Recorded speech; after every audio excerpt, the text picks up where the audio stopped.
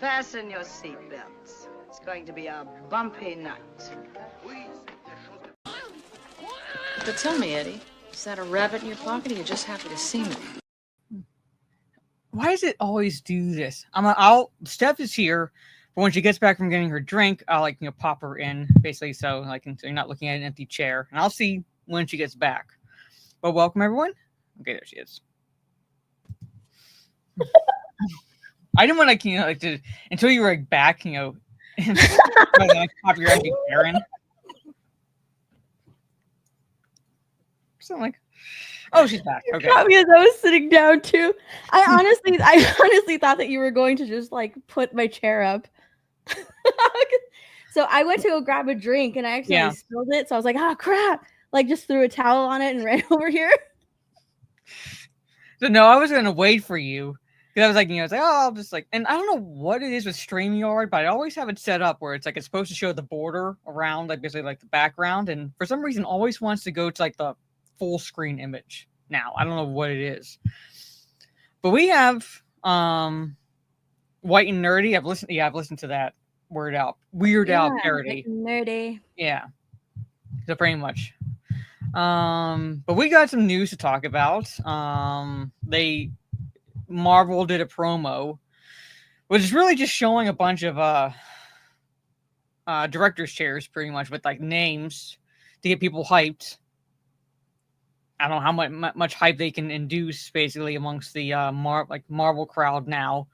But we saw not only are those returning of the current Marvel faces, but they're bringing in the old guard, essentially, because we saw Ian McKellen, Ellen Cumming, Rebecca Romaine, Patrick Stewart, whom they're going to kill, I bet, for the fourth time. So who knows? Basically, I can't imagine any other reason, because they killed Professor X in X-Men 3. They killed him in Logan. Scarlet Witch killed him, and they killed him in Multiverse of Madness. Yeah, I couldn't remember what the name of that was, but they killed him in that. And they're bringing him back again, fourth time. Kelsey Grammer, as Beast.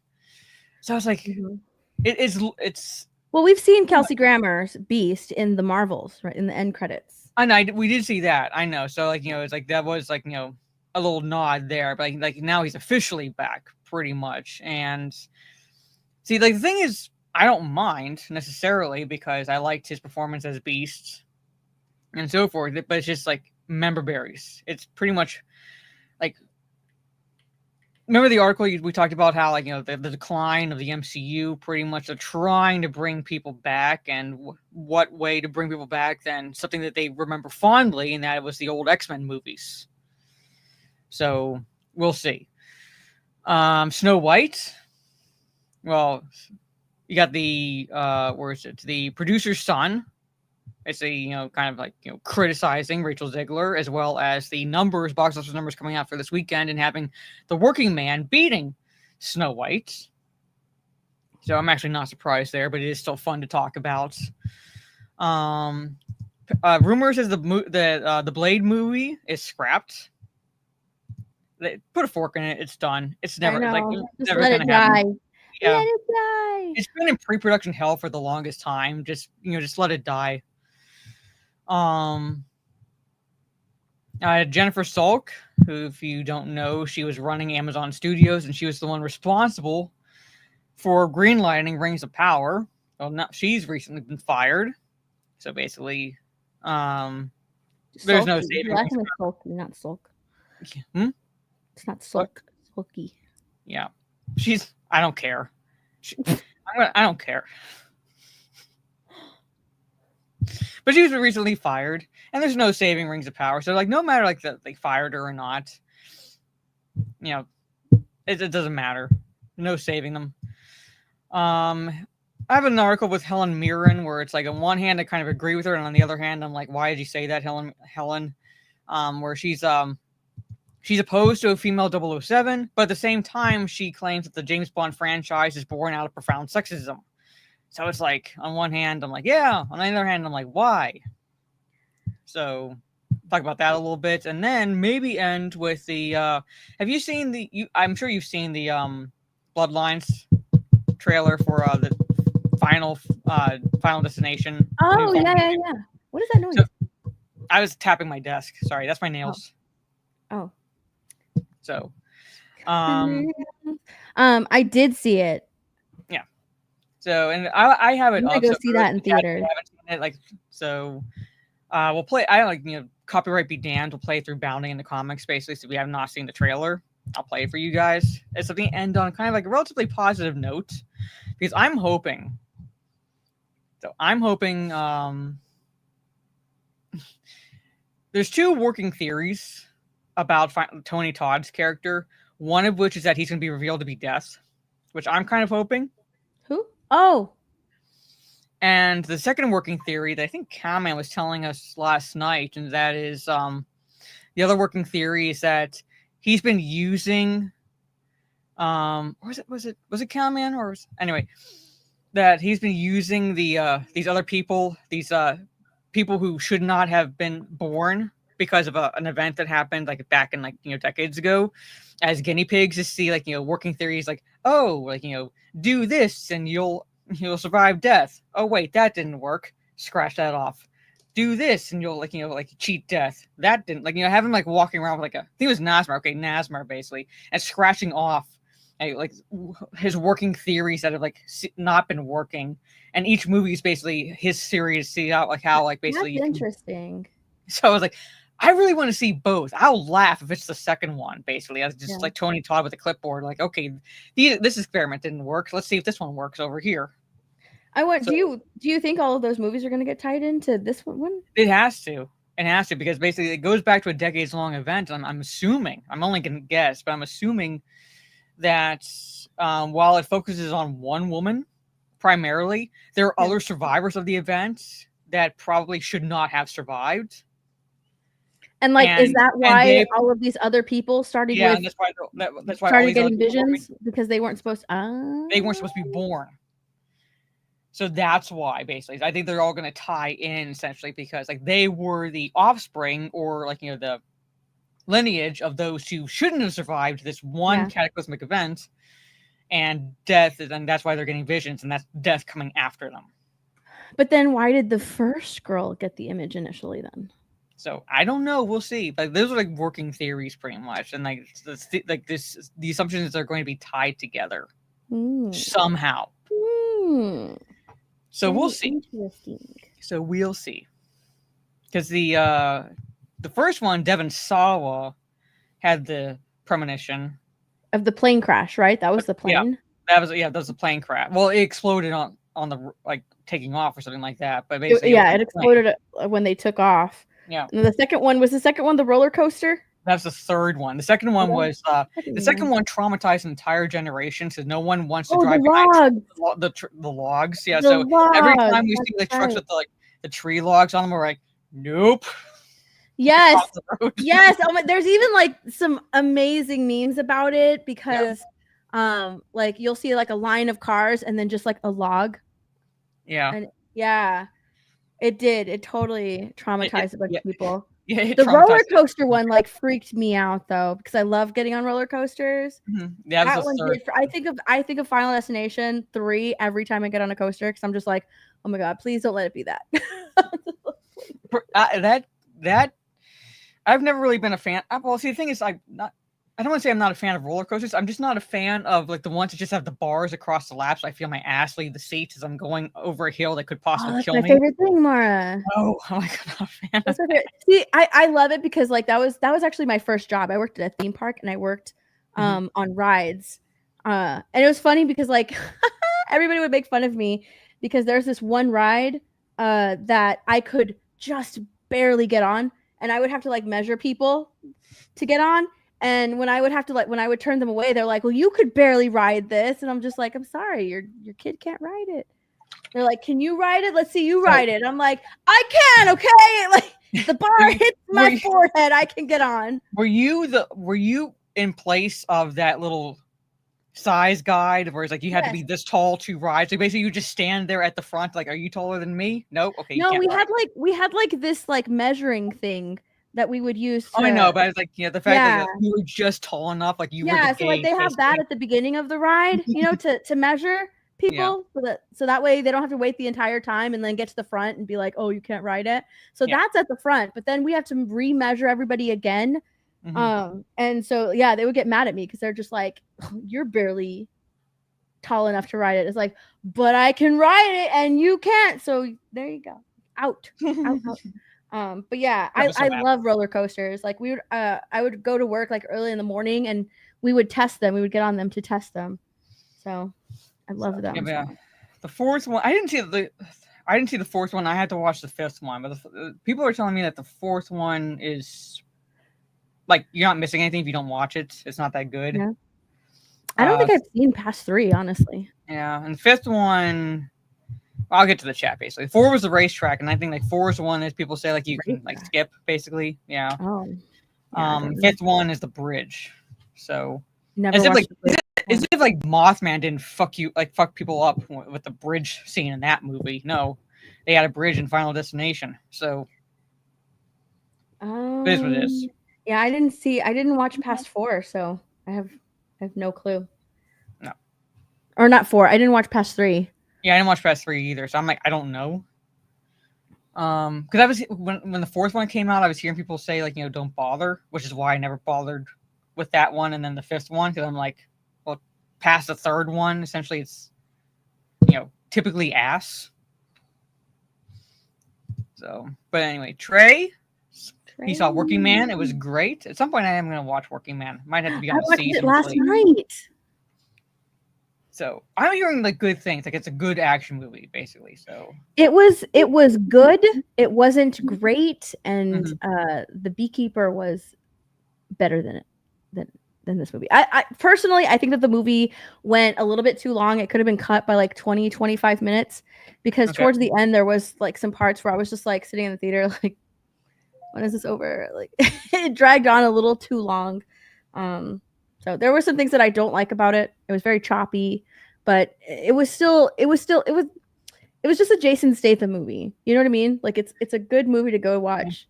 Like if you want to watch movies that shows Jason Statham's acting chops, but you generally watch his earlier work like Snatch and things like that. Once he comes to the United States, like Hollywood in the United States, but you don't watch his movies for his acting chops. You watch it basically for the action. Because it's kind of like Samuel L. Jackson. You watch it because it's Samuel L. Jackson, not because he's playing necessarily a good character, unless it's Unbreakable. Because then, Samuel L. Jackson played a really good character. This is my PayPal if you want to donate directly. Steph is trying to get me to do feet pics. So donos are appreciated. I can get a pedicure. You know what? I told Steph the price of a pedicure. Someone get Mara a pedicure. She'll send you a photo of her like getting it done. Like, I'll send it to her as proof that I'm getting it done, basically. And I'll put it on Instagram. You'll put it on Instagram. Like, these are Mara's feet. Get Mara a good pedicure. Like base price for a pedicure is $50. A good pedicure though, if you want like the hot water with like the steam towels and the what is it, like the essence and all that stuff, like the oils, that one's like $80, but it's worth it. Yeah, like I said, Mara, she's gonna be my manager. She wants me to sell feet pics, basically. Dude, I would totally 100%. I told her pedicure first. So because like it would be Mara, look what I got last night. Okay, so it'd be pointless to get a pedicure when I'm wearing socks during the wintertime. So it's like kind of pointless. It's not pointless. If I can't show my feet because it's too damn you cold. Can show them. You just take the photos in your room. You don't have to even go outside. I don't like my feet being cold. What did you get? What I got. Mirror on the wall. Who's the fairest one of all? This was a popcorn bucket. Oh God, no! I promise you. So like there was a bucket. There's a popcorn bucket that goes inside of it, but it detaches, so you can put it on your head. Wow. What is her song? I'm not gonna lie. That's one of like the only ones where I was like, that's cool. Crown. Yeah. So who can never stand in my way? I don't remember the song. At least it doesn't look like the Dune one. It looks like basically a fleshlight. At least that's a crown. She's happy. She's happy, chat. I got really excited when I was it was so funny because I went to go see Working Man, but I got the Snow White popcorn bucket. They had a bunch too. I was just like, ha, whoa.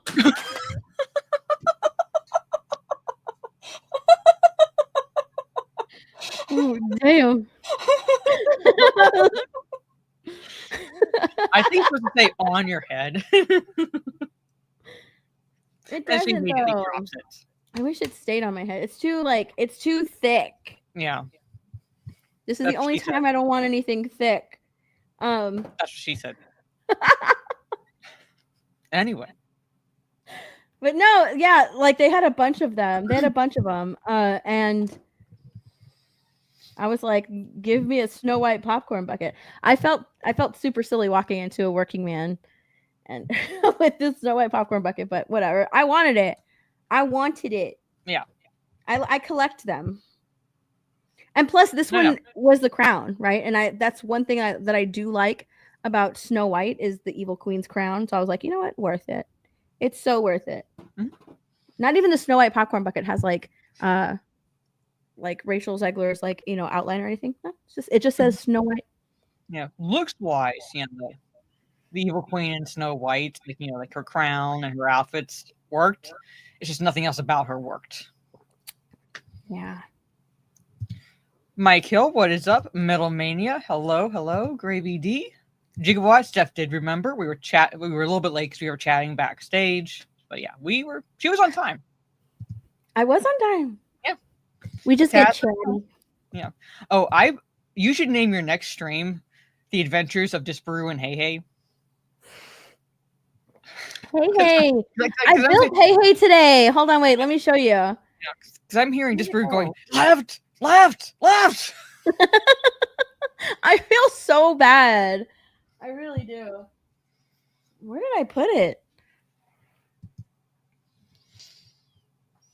Tommy, what is up? J.O., good to see you. Cappy Nova, good to see you. Daniel Stewart, hello. If I'm missing one, I apologize. I feel terrible whenever I game with Disparu because he's so good and he has to put up with me. And I swear, I'm just waiting for one of these days when the stream is over. He's like, yeah, I can't do this anymore. This is awful. This is torture. You're terrible. You haven't improved at all. I'm just waiting for that day to come. Every time I'm just so grateful. Oh, thank you. Yes, we get to stream today. Okay. But look, I built Hey Hey. Oh no. You are clutch tonight. Wait, hold on. I have to put him back together. Okay, I'm going to continue to go to the chat while you do that. So, making sure I don't miss anyone. Jarrell, hello. Tara Crystal, hello. Psychotic Mongoose. Yeah, spank the like button. Mark Jacobs, good to see you. This is Steph's Instagram. Yes, she'll be posting my initial feed pics there. I will. Okay, to be fair, I picked him up by his neck. And these aren't very sturdy. So note to self, don't pick up Hey Hey by his neck. But look, it's the Lego Hey Hey. This is me as a Disney character. Yes.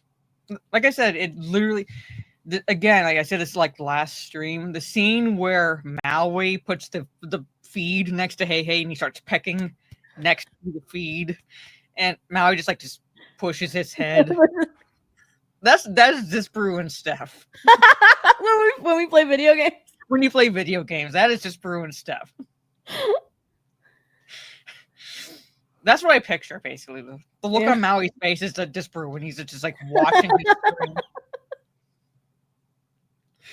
I love Hey Hey. Yeah, this is my. Oh, I gotta send you this reel I saw that I saved. Basically, it's like two people playing Split Fiction, and the text is for every boyfriend waiting on at the end is a frustrated girlfriend trying to get through, and you see, and the character that's waiting at the end is just Bruce's character, and the character that keeps dying is the character you're playing.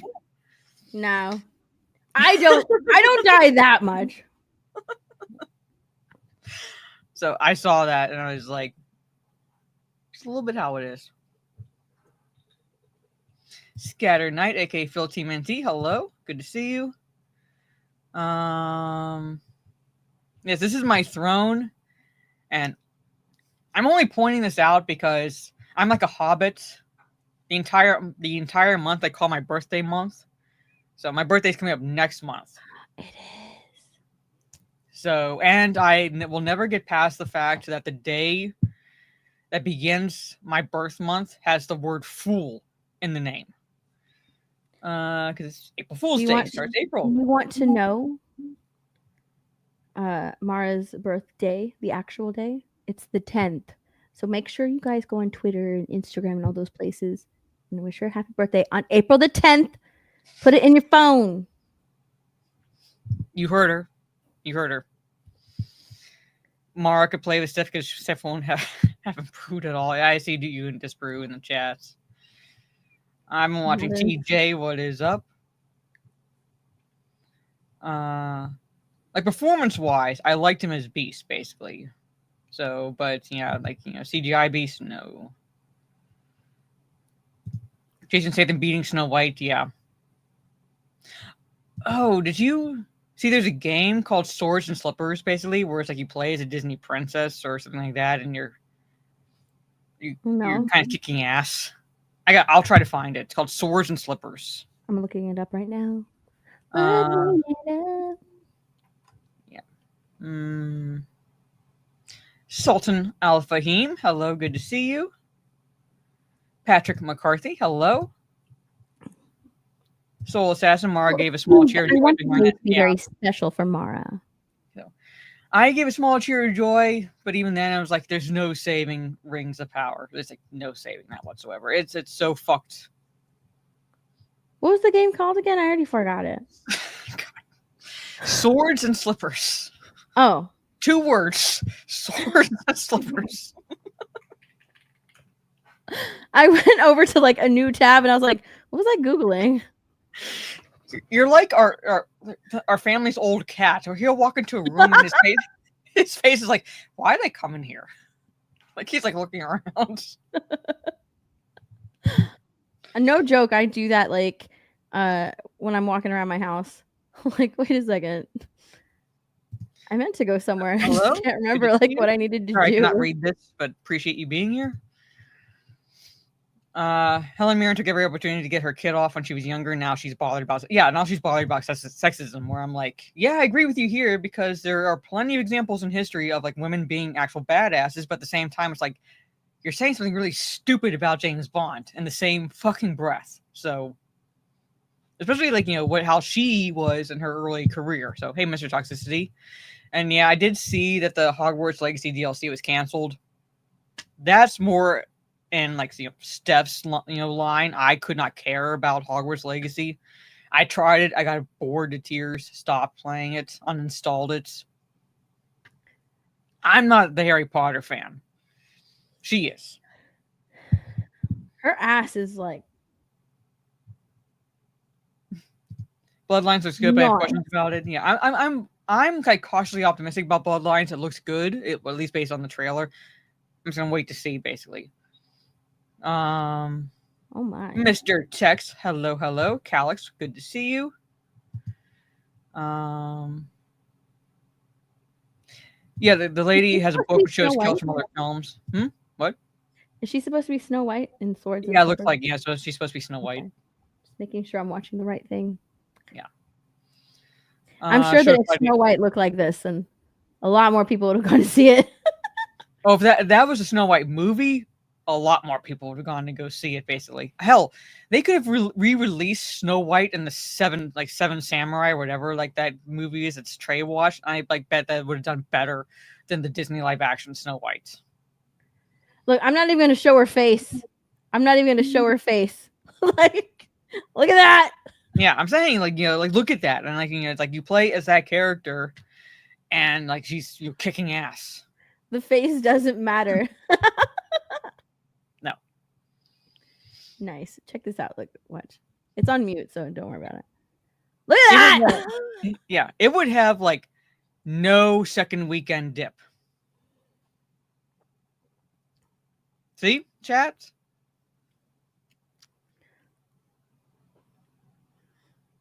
Yeah. I'll play this. I would play this. Oh, yeah. Like, it looks fun. It does look fun, doesn't it, chat? Multi-multi, hello? Chat will play. Oh, yeah. Boop. Aw, I was trying to pause it for you guys. There we go. Yeah, that's my jam. See, I knew it. I knew it. Where can I buy her statue? Actually, I think this is a... Is it made? I don't think it's made already. Is it? No, it's a well, it hasn't been released yet. It's a teaser, so it's... Oh, okay. I haven't seen it, like, official release. Thought because, again, was it Nasmer last night who was showing this? But, like, I was in my Discord and doing, like, in the Hangout section, and, like, Cowman was sharing his screen, and then, like, the others, like, either Nasmer or Cream started talking about, like, the Swords and Slippers game. I think it was Nasmer, and yeah, like, watched it, and I was like, okay, that should have been the Snow White movie at that point. So, ever been to Six Flags? No. I haven't even been to Universal Studios. That's my goal, basically, is to get down to Florida and go to Universal Studios. Because there's not in my states, but like we'd have to travel a little ways, basically. But there's a train that'll go like run down the east coast of Florida, basically. So you could get drunk on a train going down to Florida to Universal Studios. That's my goal. Steph needs an adult to ride with her. Yeah. Problem is, I'm only 5'2", so I barely. Yeah, Mara's barely like 3 inches taller than me. Yeah, so I wish I was 3 inches taller. I would love that. Was Steph too short for a ride? Barely. Well, she like barely made it. Barely yeah, I was like half an inch tall enough. Yeah. Yes. So basically, she was the measuring guide when she got to like to the ride. Are you taller than me? Nope. Can't ride. Let's see. Making sure I don't miss anyone. Pale ghostly eyes. Although speaking of, I come in and I hear Final Destination. Yeah. We'll be showing the trailer, Cowman.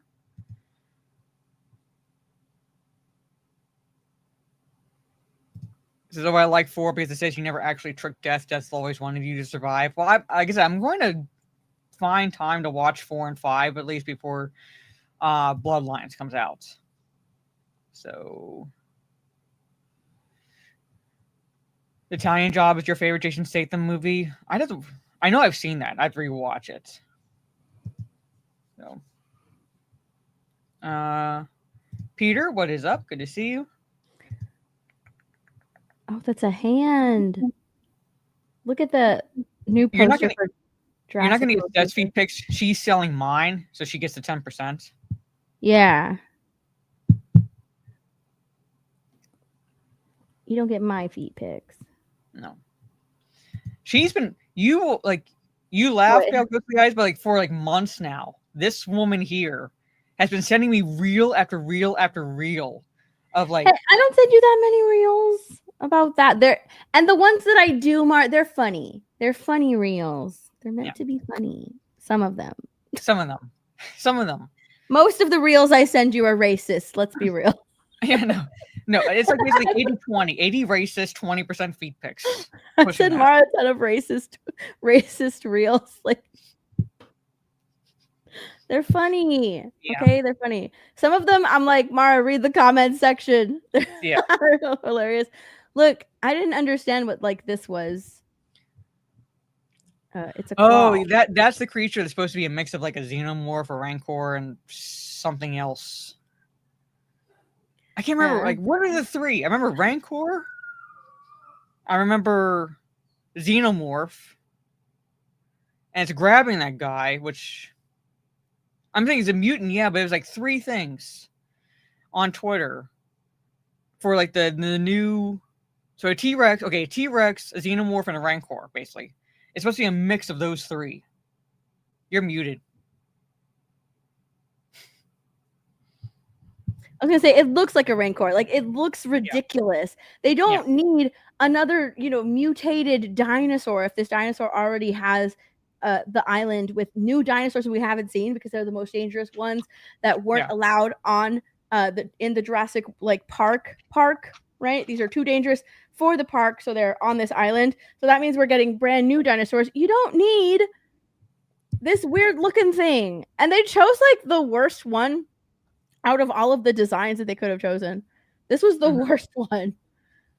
This is the ugliest one. The one that looks retarded. It looks like I'm sorry. I said this before. Look, it looks like a dinosaur with downs. It's a dinosaur. That's what it is. It looks like it's. There are plenty of dinosaurs that that are not just T-Rex, Allosaurs, Spinosaurs. They could bring numerous carnivores to the park that are just as threatening as a T-Rex, basically, and they choose to go this route. Mm-hmm. I have no idea what was going through their heads. It's got an extra chromosome. It looks stupid. They played this trailer before A Working Man last night, and it still looks dumb. I'm still gonna go see it. I'm curious. I'm still curious. These movies suck. They've just gone. They've all gone downhill. But I don't know. I'm gonna go see it. It's got that guy from Wicked in it, and I really like him. I've only seen parts of the first World movie, and then I didn't exactly ruin the ending for Trey, but I equated it to something, and now Trey can't not see what I saw. But I didn't bother with the second one, and I'm not going to watch the second one because I don't like seeing the was it a volcano or something, seeing the dinosaurs, the Brachiosaurus, and I don't want to see that. So I'm not watching it. Period. My favorite review of the second Jurassic World, my favorite review is Mahler's. I don't know how many times I've watched his review for that one, and I laugh every time. It's so good. I've listened to it so many times. This is my favorite review. And then my favorite review for the first one was Wolf. But yeah, Mahler's review of that movie is my favorite one so far, that I've ever listened to. It's really long. Yeah. But I don't care. I love long-term content. Yeah, I love Mr. Bentham, hello. Andrew, what is up? I've been getting through the chat slowly but surely. JM, hello. Galadorn, good to see you. So you wouldn't think you'd need directions to go to a wall that never moves, but listen.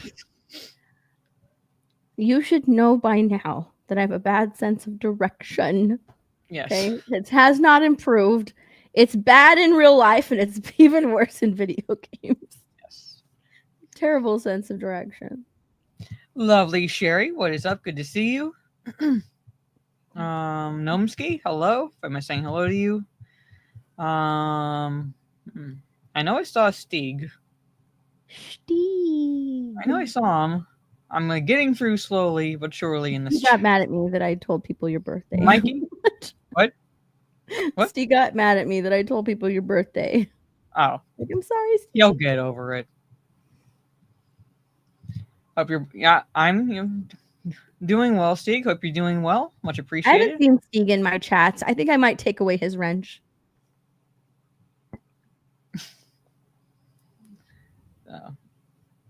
Make him earn it this time. Yeah, I tried my darndest to never dish out people's birthdays and whatnot. Yet your stuff is just flat out saying it's. I know. Yeah. I want you to have a great birthday this year. Oh, your birthday is 9 days before WrestleMania, so. Is it yeah, so basically, my birthday is 9 days before WrestleMania, so. Oh yeah. WrestleMania starts the 19th. Well, technically it starts the 18th if you count the Hall of Fame shit that happens before then. But yeah, WrestleMania is the 19th and the 20th. So, yeah, Mr. Text again. I sent you a message on Throne, but thank you for where is it? It's over there, but I got this nebula light thing that kind of casts a nebula light on the ceiling. So once I have a place to put it, I'm gonna set it up. And a new blue light glasses. So Um, La, la, la, la, la, la, la, la. Cammy, like it's scary how Steph and I are similar. Cammy, I'm insulting. Mara, Yes. would you ever take this class? What are you looking up?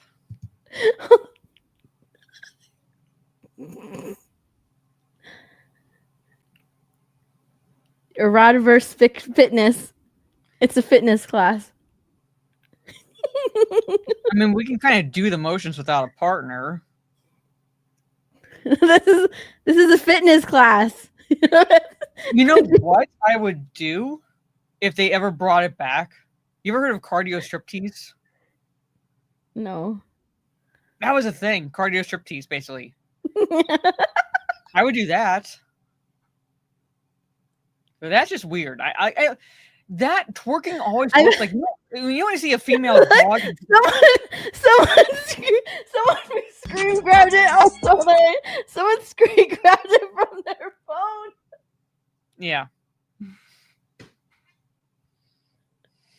I saw this on Twitter. I was like, "What is this? This is a fitness class, Mara." I get that. I get that, but it's like the Jesus. Mara could be the instructor. I'll be I'll be the instructor. But yeah, cardio striptease was a thing. It might still be a thing, but it was a thing. Nice, Tara. You know what's really funny is that this post was saved 8.6 thousand times. I saved it because I wanted to show it to you. Yeah. Look at how many times this post has been saved. Yeah, I wonder why.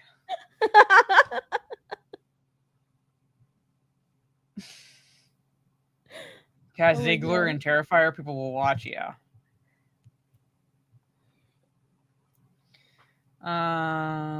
Let's see.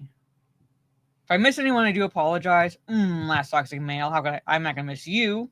Good to see you, Last Toxic Male. Okay, Roberts, hello. I'm sorry, were the women talking? Yes, we were talking. Or someone's talking. I have no idea.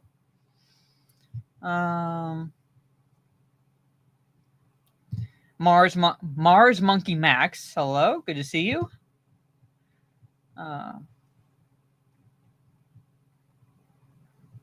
Getting through quite a bit. If I miss anyone, I do apologize.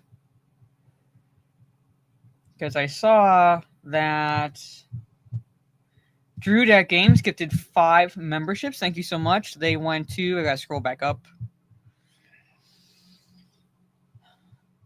to JO Studios. Hold on.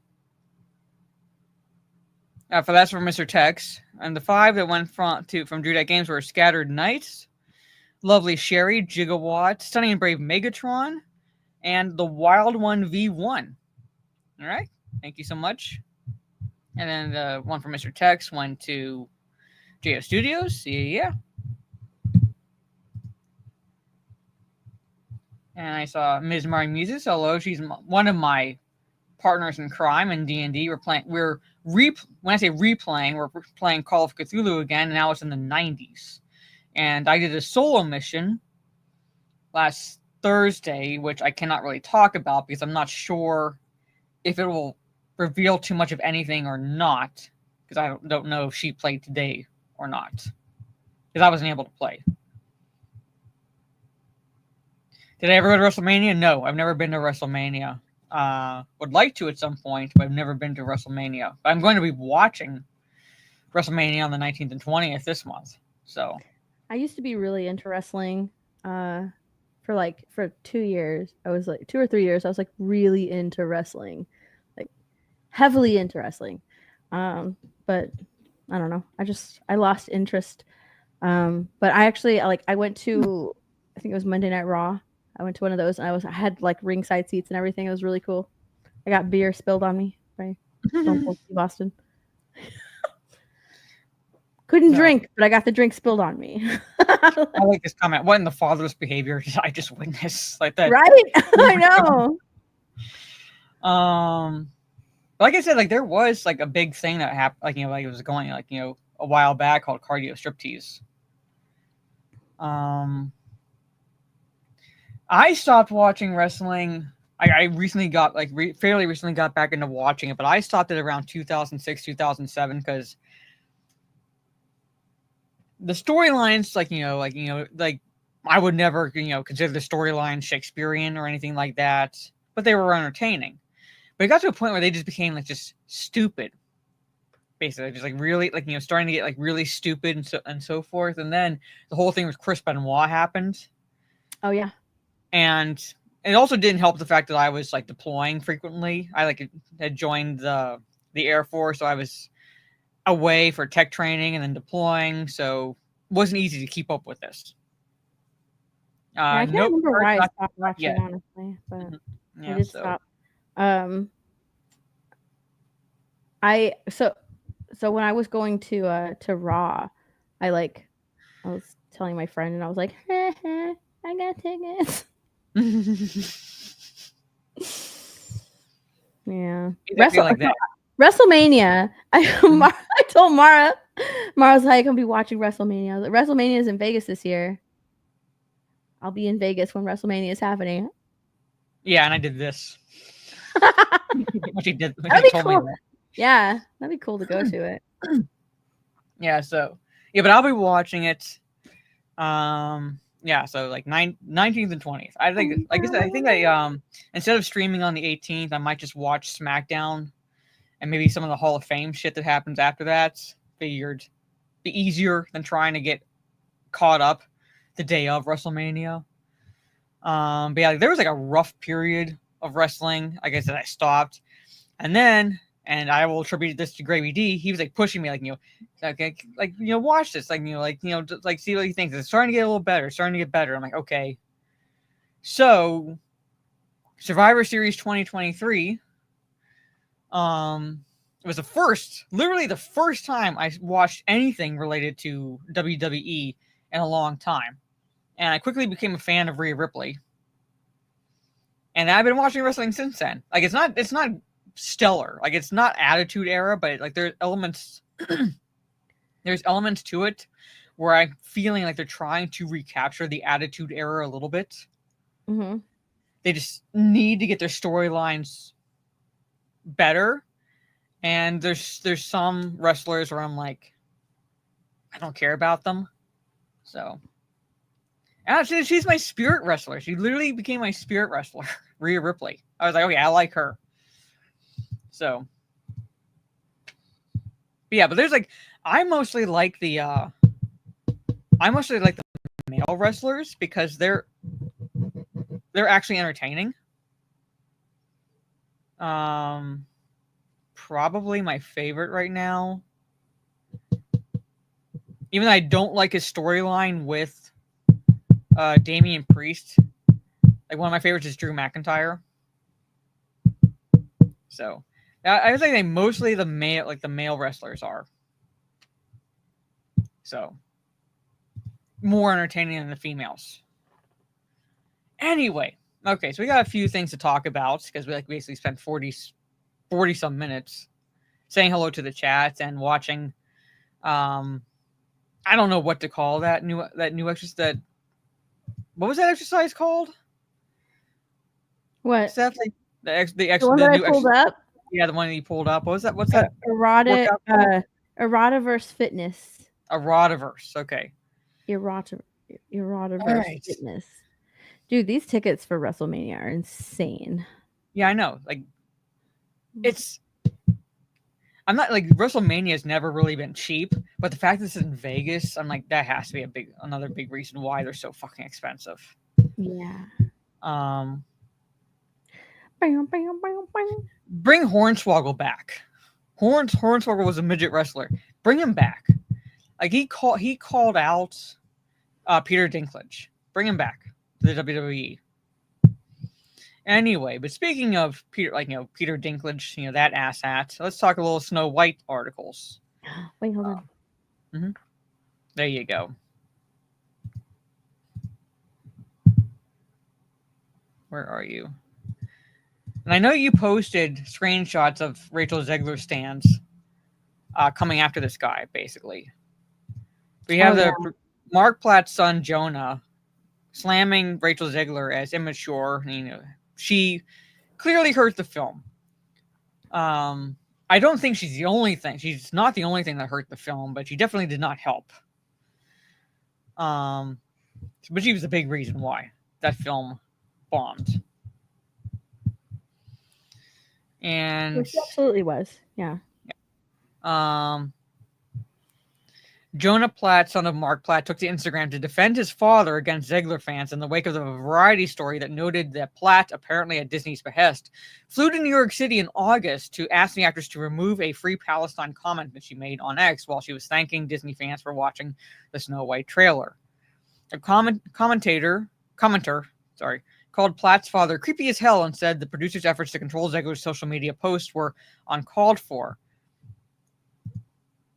No, basically, you even though the filming is done, you are still under contract because a lot of that involves promoting the film. You are the face of the film that it's being released. So if a producer comes to you and says, remove this, all right, for whatever reason, even if you agree with it or not, if your boss comes to you and tells you to remove something, yeah, they can do that. You are still under contract to them. All right, you are effectively owned by them for that allotted time until the movie is released, and even then, you're still owned by them because you have to do the public relations, the media rounds, and so forth. So he has I won't say had every right, but if he's being told by his bosses to go, yeah, you listen. That's it. So it wasn't uncalled for. Exactly. In a since deleted reply, Jonah Platt, who hosts the Being Jewish podcast, wrote, "You really want to do this? Yeah, my dad, the producer of an enormous piece of Disney IP with hundreds of millions of dollars on the line, had to leave his family to fly across the country to reprimand his 20-year-old employee for dragging her personal politics into the middle of promoting the movie, for which he signed a multi-million-dollar contract to get paid and do publicity for." So again, she's under contract. Mm-hmm. So, but again, if your boss is telling you to shut up, even if you agree with them or her or not, you shut up. So this is called adult responsibility and accountability, and her actions clearly hurt the film's box office. Free speech does not mean you're allowed to say whatever you want in your private employment without repercussions. All right? Outside the contract, basically once the contract is up or whatever the contract stipulates, she's free to say whatever the fuck she wants. All right? She's not under the Disney umbrella. But when you're still under the Disney umbrella, they tell you don't write this or anything like that. However, I will also say they are hypocrites because of how they treated Pedro Pascal versus how they treated what's her name? Gina Carano. But she still represents them. So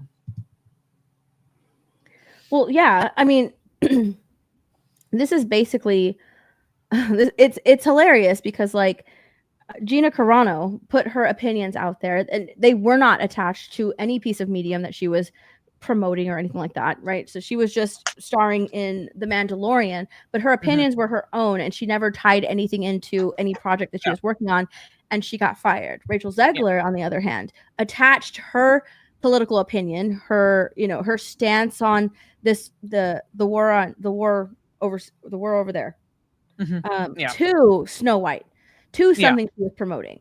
And what did she get? She got a social media handler.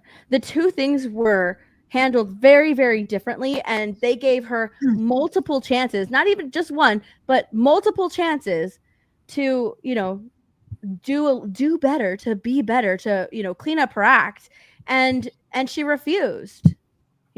She refused. The article, one article that I read said that there was a back and forth. I think it was the Variety article. The Variety article said that there was a back and forth between her and this producer. And there should never have been a back and forth. She should have just said, as the employee, she should have been okay, I'm sorry, I made a mistake, and taken it down. But she didn't do that. Yeah. No. And what's insane is that I've read 3 articles, I think, of people who are praising her, people who are calling her an icon, because she chose to stand up to the man, to the producer.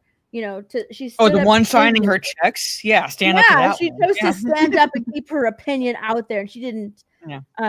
She didn't take it down, which is so stupid. Yeah. Like I said, you know, it's, and like he points out here that, you know, tens of thousands of people worked on that film, and she hijacked the conversation for her own immature desires at the risk of all the colleagues and crew and blue-collar workers who depend on that movie to be successful. Narcissism is not something to be coddled or encouraged. And then I saw that you posted, does this show it? But I know you posted screenshots of her stands. Yeah, because he ended up locking his comments. So like I took just a few screenshots because like I wanted them saved for when I did a video on it, and I fully expected his comment section to be open so I could just like show those screenshots and then go over to his Instagram and pull up his comments, but pull up all of those comments, but he locked them. He locked them down. It was getting like insanely out of hand. He was getting completely mobbed by her bots. And you know, the same thing is happening to the girl who wrote that Variety article. If you go to her Twitter, I can't remember what her name is, but the same thing is happening right now to that girl that wrote that Variety article. Rachel Zegler stans are just completely, or I'm sorry, her bots are completely attacking her. Like, and they even put out what was it? I think it was like a letter. It was like a letter to Variety. It was like over 200 signatures, over 200 journalists signed this letter to Variety condemning that article. And I think that oh my gosh, hold on, wait, let me look for that article, because like it was over, I think right now it's gotten to where it's over 200 people who have signed, or 200 journalists. Here it is. It's a Vanity Fair article. This one. Look here, I'll show it to you. I saw sharing the screen. It's this one. Snow White's failure has turned Rachel Zegler into a scapegoat and an icon. What's funny is that this guy's name, he didn't sign the petition, but he wrote the article. But yeah, it's saying that like, oh my gosh, she's such an icon because she chose to stand up to this Mark Platt guy. And they talk about, you know, Gal Gadot, who showed support for her country in the wake of the attacks. And you know, they were saying how like unfair it was that they're just targeting Rachel Zegler, that she's the scapegoat. But like a lot of her stands, right, have been saying Gal Gadot was just accepting an award, and it's like, okay, she can do that, she can accept awards, she can, you know, state her opinion, but none of that was tied to what it's a Disney movie. Yeah, to what she was promoting. None of it was tied to what she was promoting. So there's a huge difference between the two. But yeah, it says by Thursday mornings, this was last week or this past week, over 50 other journalists had signed this open letter to Variety. And this is the letter, and clearly like more people have signed it since then. But yeah, these are people that are upset. We, the undersigned, wish to express our strong condemnation of the Variety article inside Disney's Snow White fiasco, death threats, beefed up security, and social media guru for Rachel Zegler. As film journalists and steadfast supporters of the Palestinian cause. So these are basically activist journalists. Yeah, they're useful idiots, basically, is what they are. Yeah, we're shocked by this attack on Rachel Zegler and her activism. That's all they care about. It doesn't matter that it's Rachel Zegler. It could be any other celebrity. Rachel Zegler being that celebrity that they're writing this letter for, it doesn't matter. It could have been any celebrity, because all they're focused on is the activism here. Yeah, that's it. Yeah, and what do you call it? So they made sure to, in this article up here. Was it up here? I'm trying to find where it says. Yeah, they made sure to pen the writer, to make sure who wrote it, right? They made sure to let you know who wrote it, because then if you go over to her Twitter, hold on, let me show you. Oops. Let me get out of there. I hate that pops up. Let me stop that. If you go over to her Twitter, I don't know, I haven't been to her Twitter in a while. But dude, she has been getting harassed by people. I have to find something that she's actually tweeted about. Yeah, here we go. Because retweets aren't anything. So like, here's her Twitter. Mm-hmm. So like, she's retweeted some stuff, but it's posts actually made by her. So like this one, talking about Justin Baldoni, it's like all of her fans. You're a stupid bitch. Throwing tomatoes. You're a hateful misogynist piece of shit. You're a Zionist. You're an untalented writer. Girl, fuck you. What smear article you gonna write next? Bitch, leave Rachel Zegler alone. Fuck you, leave Rachel alone. Yeah, like all of Rachel's bots. You're a piece of shit. Darling, your writing is not that good to make articles full of bias and shit. Leave Rachel alone. Just greasy and stupid. Like, resign, ugly. Hashtag I stand with Rachel. These are the comments that I was seeing on Jonah. Is that his name? Jonah? Yeah, Jonah Platt's Jonah Platt's Twitter. Whoops, wrong one. This one. On Jonah Platt's Twitter. So like, or not his Twitter, his Instagram, before he locked down all of the comments. So like, people are really going after like him because he responded, to what his dad had said to that person, and they're coming after the person who penned the article about Rachel Zegler. So it's freaking insane. It's insane. But these people are the reason I'm like rapidly becoming a supporter of sterilization. Pretty much. I'm just gonna full on say that. Mike Kill for $5. Thank you so much. The SEALs are trying to help out Rachel on Twitter, posting a video of her with a bunny on the press tour. Galford Sog, hello. This is another case of words like creepy being used as a cudgel against a man to imply perfectly ordinary behavior is untoward. Pretty much, yeah. His behavior was simply shut up. Like, you're supposed to promote Snow White, all right? I don't care what your politics are. Keep them out of the promotion of the movie. That's it. Basically what he was telling her. And he had to leave his family to fly across the country to rein in a 20-year-old. Like, she's like, 21 now or something like that. She's basically legally an adult. Yeah, she's an adult. Yeah, so I'm like he's to rein in an adult. He should not have to do that. Didn't have to do that with Gal Gadot. Right? Yeah, and people were pointing out that she was accepting an award. Was it from the ADL or something like? I don't know. I can't remember from what. She's 23. Like, yeah, like she's legally an adult, but she never brought Snow White into her speech when she was accepting the award. Whenever she would talk about what was going on in the Middle East, she would not bring up Snow White. She kept that side out of the equation, so she did not have to be reprimanded. Experian, what is up? Good to see you. Yeah, Gina just made one post. I think Disney was looking for a reason to fire her. Or I should say Lucasfilm, but looking for a reason to fire, and they just jumped on that. It was retarded, but they just jumped on that. I think they were looking for a reason. I don't know. He's asking, didn't Gal need a security detail after the Zegler nonsense? I don't know. I wouldn't be surprised if she did. It's because people are fucking insane. Mara.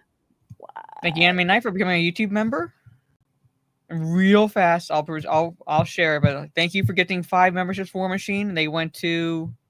I gotta scroll back up. Spirian, Calix, Tooth Harvester, Mr. Drow, Capinova. Good. Thank you so much, War Machine. Much appreciated. Smash that like button. But what did you see, Steph? Of course he does. Of course. I'm sorry. I had to go to Pedro Pascal's stories. Rachel Zegler, #icon. Pedro Pascal, the person who called all of Donald Trump supporters Nazis, who was allowed to have his opinion, around the same time that Gina Carano was fired, of course he stands behind Rachel Zegler. Of course. Of course. I gotta tweet it out. I want him to keep doing this because the Fantastic Four movie is coming out. Keep doing this, Pedro. Keep fucking doing this. Post it on X. Keep posting it on Instagram. You send that to me, I will post it. Yeah, you still want to see the Fantastic Four movie now? This is the guy that got to play Reed Richards.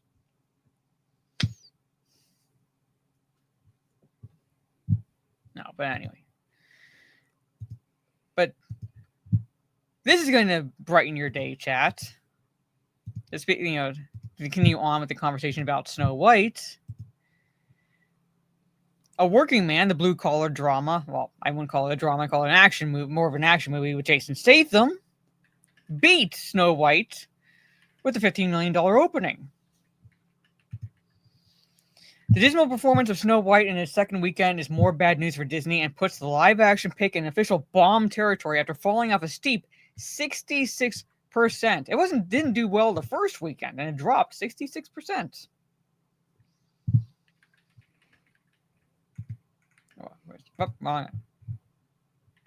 So Middle America is taking charge of the box office, where David Ayer's blue-collar drama, A Working Man, beat Snow White in a surprise upset with a better-than-expected domestic opening of $15.2 million from 3,262 theaters.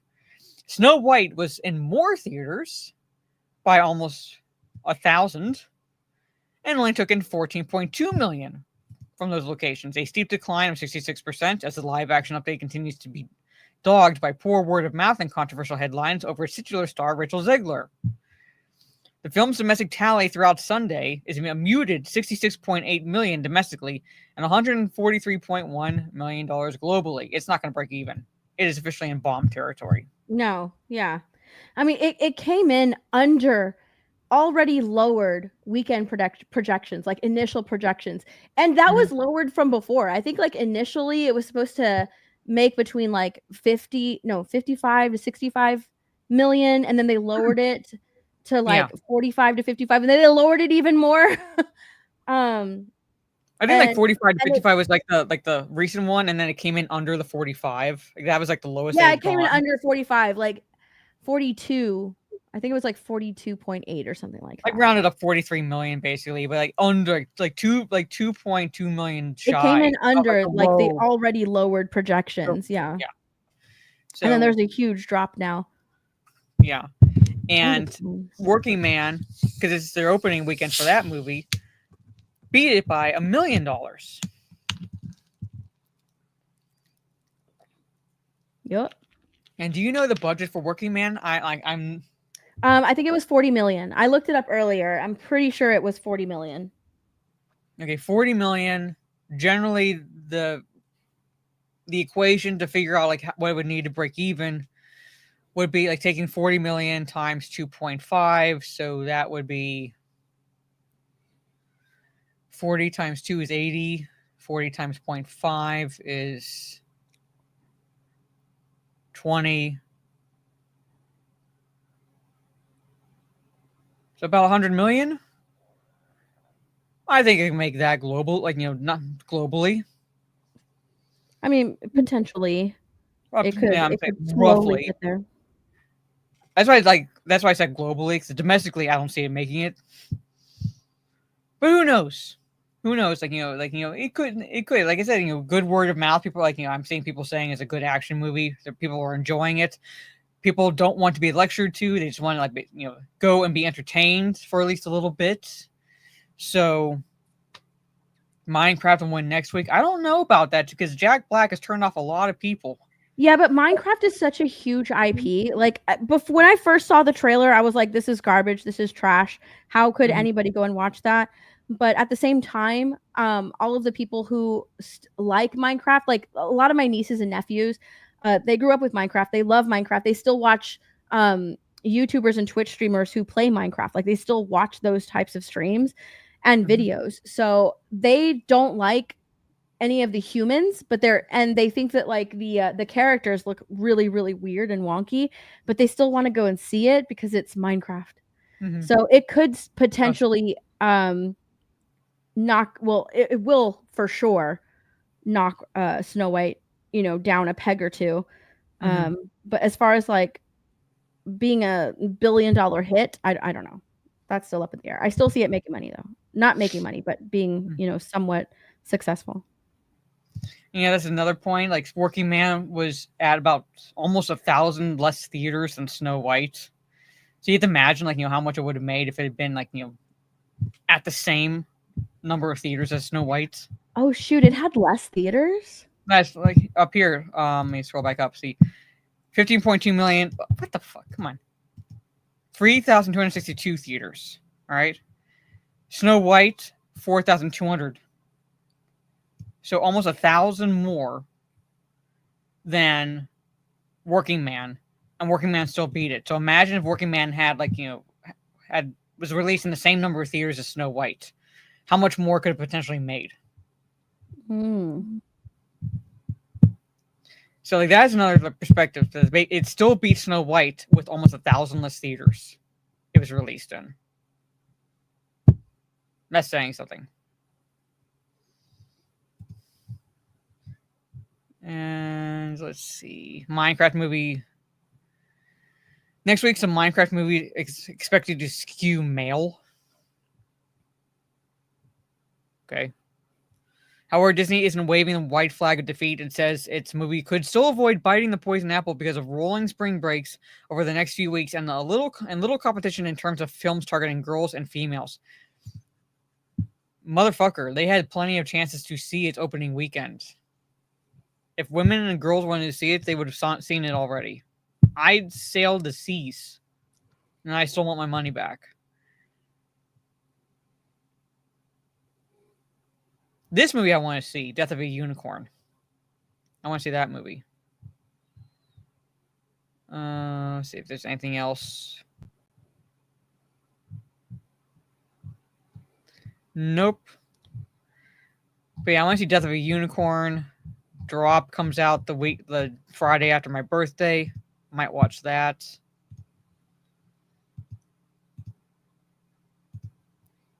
Counting 2 is it's April 28th, I believe. Let me look at my calendar.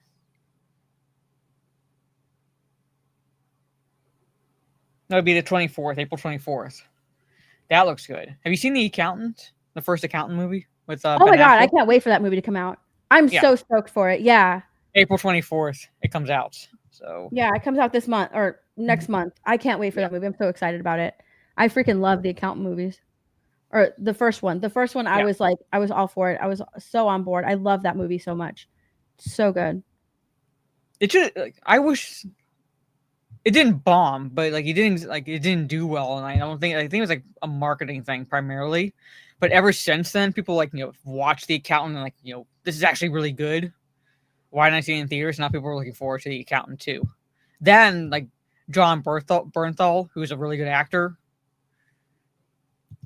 is reprising his role for the second movie. So A Hell of a Summer looks fun. Have you seen a trailer for Hell of a Summer? Mm-mm. Okay, I'll try to find that. I'm gonna play it for you.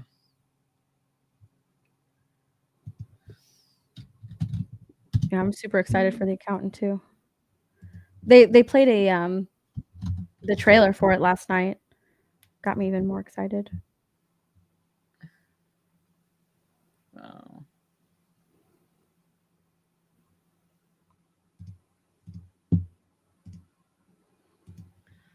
Okay, present. Screen. All right, chat. This looks like as long as it's a decent dark comedy, I'll be fine with it. You're 24 years old and you're still going to summer camp. I'm working at camp. Which way are we going? How many summers does a guy get to spend here? A lot, apparently. I know a few of you are first-time counselors. Phones go in the basket. Let's also remember, no drinking, no smoking. Let's get fucked up. Hi, Chris. Hey, Shannon. We were talking by the fire, and Does head mean anything to you? She blew you? What? No. I blew her. Best counselor weekend yet! Mike?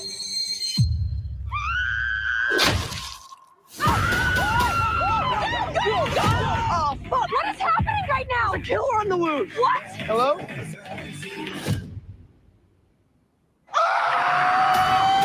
She's dead! What's going on? Ah! Jason's saying that Demi's been killed. You guys stole my fucking murder mystery party idea, didn't you? No one knows what we're dealing with here. I know how we could get some answers. Everybody, join hands together. We're gonna bless the board. I don't fuck with ghost shit. Do you fuck with getting brutally murdered outside? The killer is someone that we all know. The killer is Jason! What? You're like 40 fucking 5 and you still go to summer camp. Yeah! I'm only 24!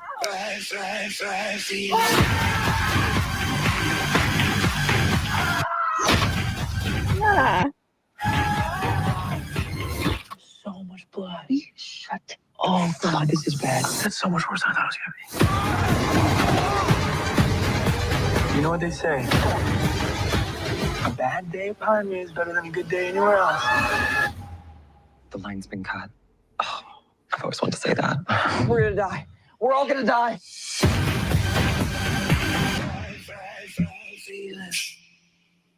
Thank you for. Like I said, I just want it to be like a dark comedy. It looks like it's Trey put it's like looks like an ode to slasher, like 80s slasher movies. Yeah. So I had never played the Until Dawn games, but people who played the games weren't exactly he blew her. Weren't exactly like liking the I guess like the characters in the movie are like nothing like the characters in the game or something like that, and they weren't happy. It looks nothing like the game, so they weren't exactly happy with that. I might watch it just for shits and giggles.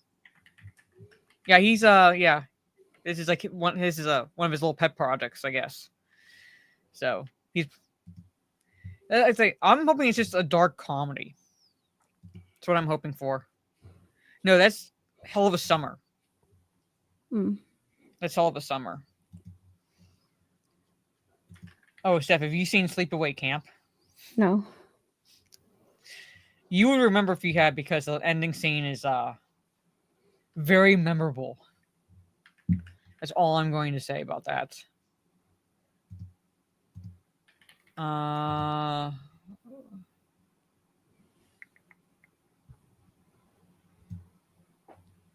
on. Let's talk the MCU Blade movie that's just die. You have a rumor going around. MCU Blade rumor says the movie may be scrapped, but that may not be the end. Yeah, the ending will mess you up forever. It is very memorable. The end of Sleepaway Camp. Latest rumors about the Marvel Cinematic Universe's Blade reboot indicate the movie might be scrapped. However, there are still plans in place for Mahershala Ali to play the character in the franchise. On X, user Your Only Hope shared what they heard about Blade, relaying that speculation about John Wick director Chad Stahelski coming aboard is incorrect. As it stands now, the creative direction of Blade has totally shifted. There was no creative direction for Blade. No. It was all over the fucking place. It was like there were multiple script rewrites for it as well. The multiple screen rewrites, like directors leaving, like rehiring new directors, they leave. The script rewrites, everything. There was no, as I put it, creative direction. It was all over the place. And when did they announce that? Like that was like supposed to be initially released during Phase 4, wasn't it? We're now in Phase 5, going into Phase 6. But it was like a while ago. It was years ago. It was announced back in 2019. 2019. It was in 2019. Announced in 2019. It is now 2025. Yeah. What is the guy's name? The actor they got playing Blade? Is it Mahershala Ali? Yeah. Yeah, he was even at Comic-Con. Like, he was even there with, like, his Blade hat and everything to announce the Blade movie. Dude, 6 years later, still no Blade movie. Yeah. Nothing. It's supposed to come out last year. I think it was one of the projected release dates. But like I said, it was announced in 2019. Or now in 2025. So yeah. And Snipes came back before an MCU Blade movie was ever released. Wesley Snipes came back in the role as Blade in the Deadpool and Wolverine movie. And he dropped the line, there's only one Blade. I'm like, that's it. You're done. Yeah. It's like, just put a fork in it. It hasn't even started official production. It has been in pre-production hell since 2019.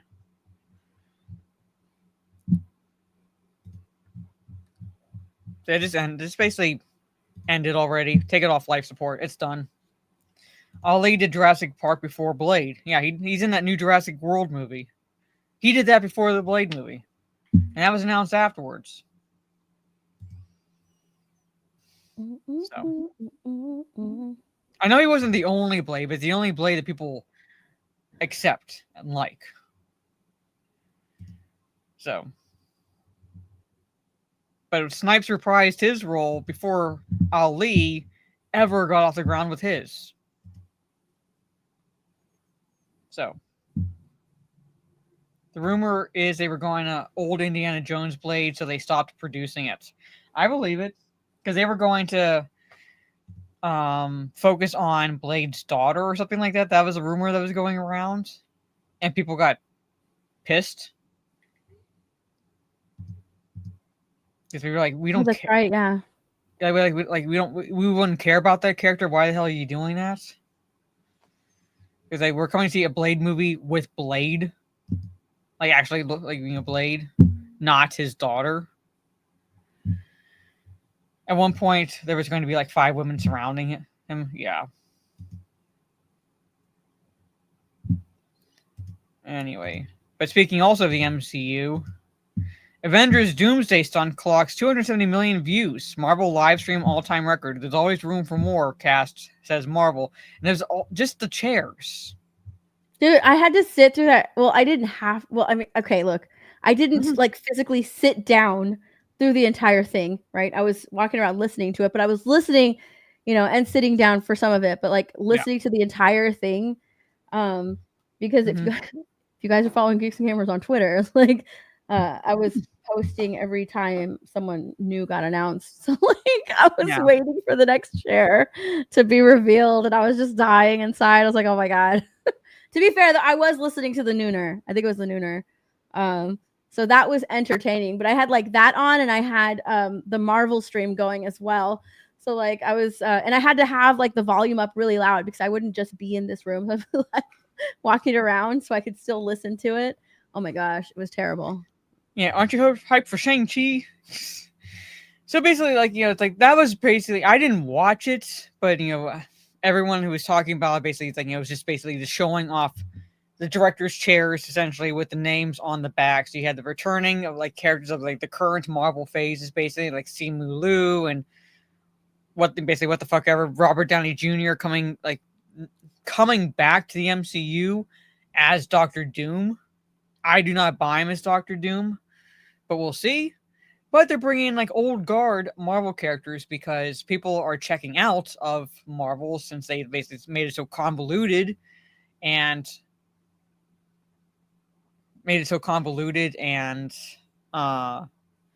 divisive in their storytelling choices.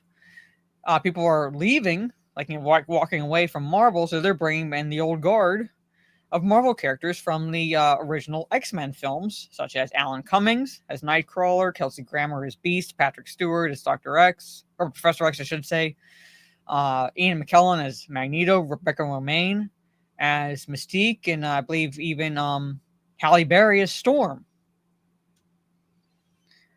Because, you want to get that hype with the member berries, with the nostalgia, because people like those characters. They overall like those movies. So, like, please see our movie. Please clap. Mm-hmm. Please, I like, it's like that, the clip that Drunk Threeper likes to play of Jeb Bush. Please clap. That's what it is.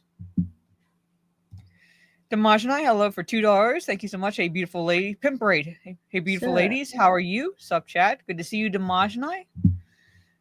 Very much appreciate everyone being here. Slap that like button if you enjoy the stream. I mean, nobody went to see the Marvels. Again, I watched a free copy and I still want my money back. Yeah, their desperation is showing. Rumor is Hugh's going to be in, like, pretty much, like, it is like literally please clap. Member berries, nostalgia. Like, that is it. Like, with the announcement of the old guard characters and characters that people actually like Deadpool and Hugh Jackman's Wolverine.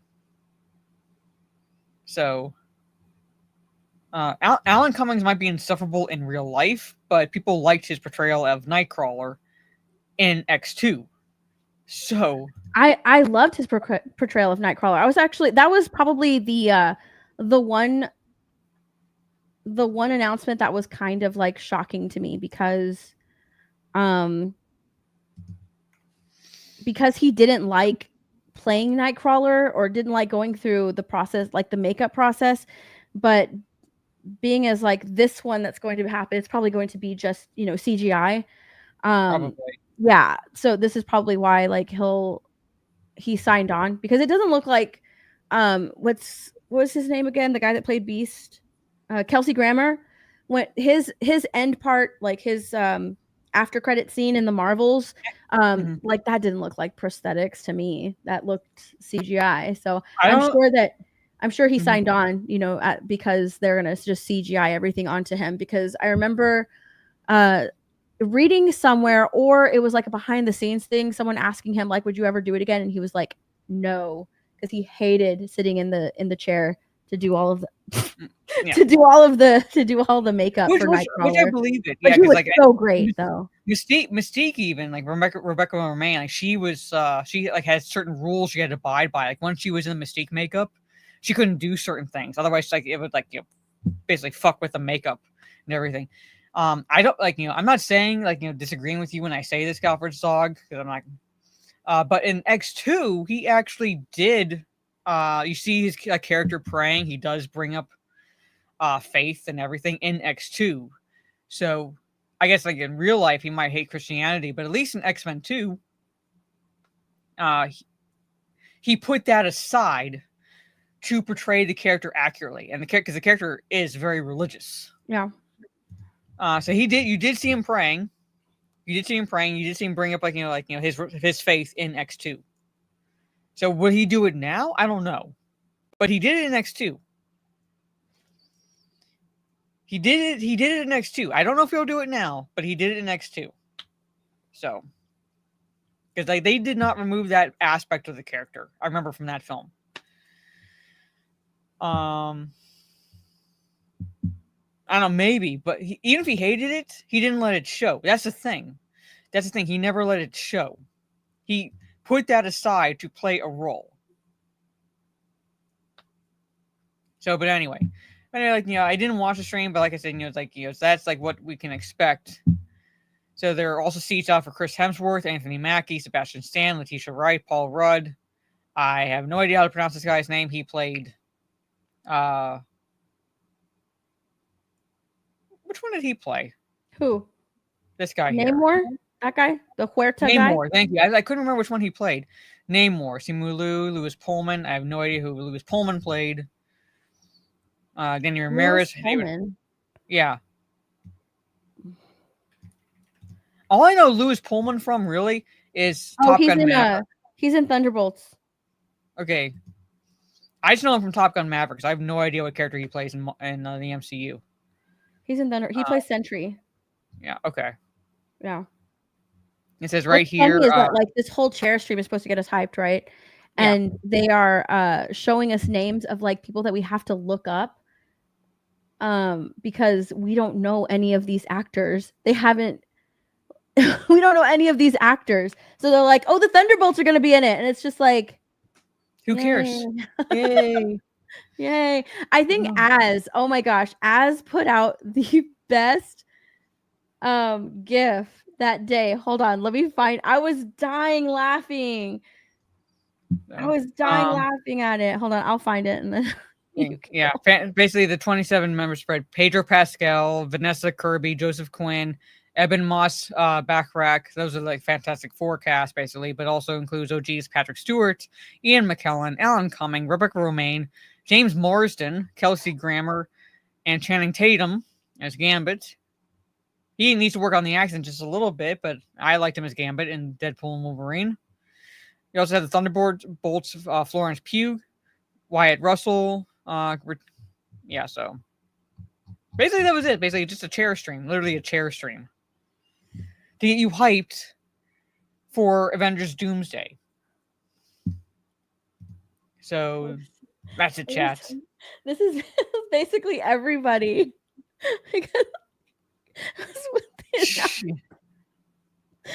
The announcement for Ghost. I was dying laughing at it because I had to tweet all this shit out. So when I like went back to the account, like this popped up for me on the notifications, and I was crying laughing.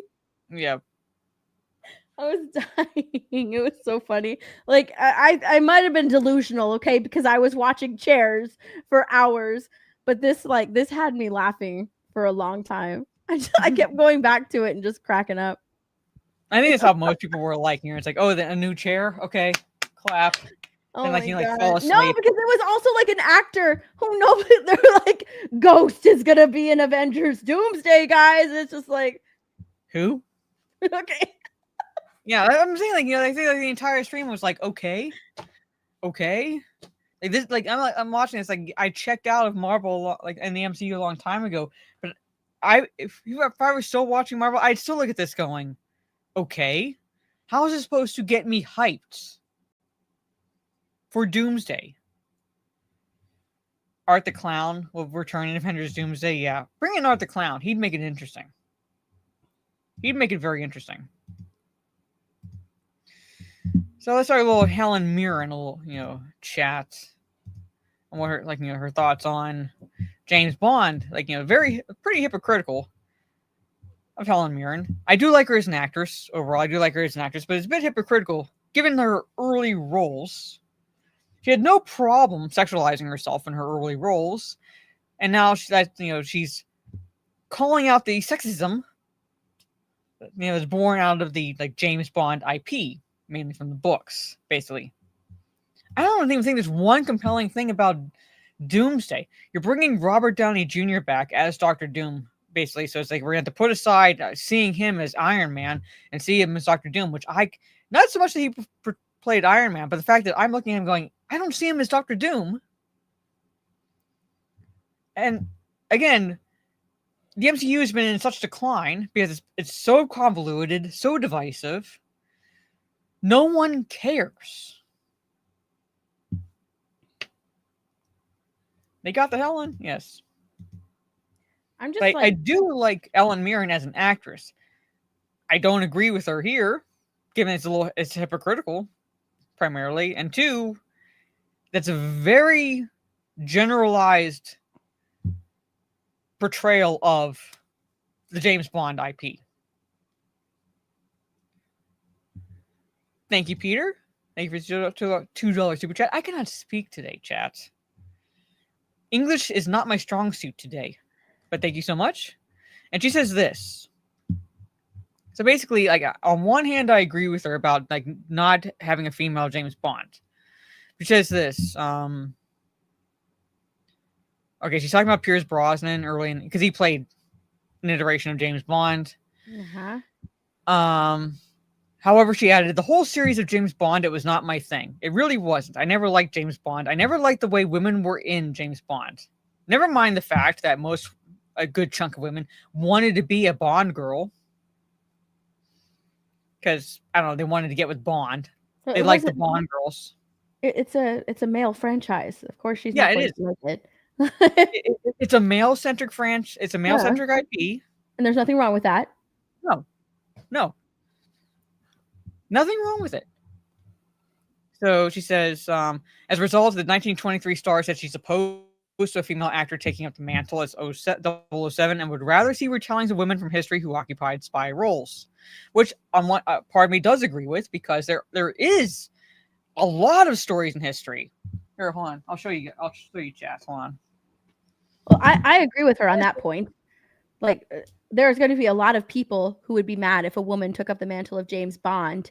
That is supposed to be a man, a British man, right? That is James Bond. He is a British man. That's it. A lot of people would be upset. It would just be another one of the things of, women invading men's spaces, because let's be real, James Bond is a male franchise, and there's nothing wrong with that. There's nothing fucking wrong with that. I can say I've never watched a James Bond film. Never watched it, and that was never really that interested in it. And I don't know, it just never really, I never really wanted to watch a James Bond movie. Tons of girls have watched it and love James Bond, but I've just never been one of them, right? Because my first one was You Only Live Twice, because my dad wanted to show me Little Nelly. Okay, but it came from your dad. Your dad was the one that showed it to you, because why? Yeah. It's a franchise. It's a male franchise. Yeah, and I was like, right. She brought up basically, accounts in history of like actual, women being badasses. Here's an example: The White Rose of Stalingrad, the real life adventure of Lydia. I'm not gonna try pronouncing her name. The highest scoring female air ace of all time. Female air ace. Soviet, yes, but very, very good at what she did. Could make a movie about her. Yeah, and it would like it'd be a badass female in like the main role, but it actually happened. Basically, it actually happened. That's an example. But she says right here, the whole concept of James Bond is drenched and born out of profound sexism.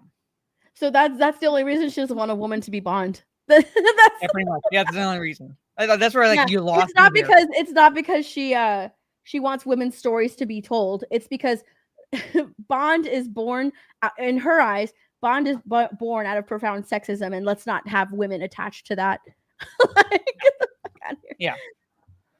Let's not have women attached to that IP because of that. Yeah, that's what I'm saying. I was reading this article, it's like, okay, I agree with you here about let's portray there's accounts in history of actual female badasses and so forth, and then she says this, and you lost me. This is the reason why you do not want women tied with the James Bond franchise. Basically, this is why you don't want a female Bond, because you're looking at Fleming and saying, you sexist pig. Pretty much. That's what she's doing. Also, never mind the fact that the Fleming estate, which, it's been run into the ground, essentially, but for years, the Fleming estate was run by a female, Barbara Broccoli. I'm pretty sure if she had a problem with that, she might have said something. But she was the guardian of that estate for decades. Was a female. Did she bring that up? No. So nothing's wrong with being sexy. As I said, women wanted to be Bond girls because they were sexy. They were also badasses. Yes, the IP is male-centric. It's focused on James Bond, but women wanted to be the Bond girls. For those who like women, hey Mario, what is your question? People like women wanted to be a Bond girl. Hell, Money Penny. She's basically a glorified secretary, but Money Penny, every chance she got, she tried to bang James Bond. The only time she ever did was because she was wearing a virtual reality set. And she set it to where she could shag Pierce Brosnan's James Bond character. That's it. But every other time she's trying to get into his pants. I don't know. I've never seen a Bond. Oh, the Night Witches? You ever heard about the Night Witches? They were a squadron of Soviet female pilots, but what they flew was during World War II.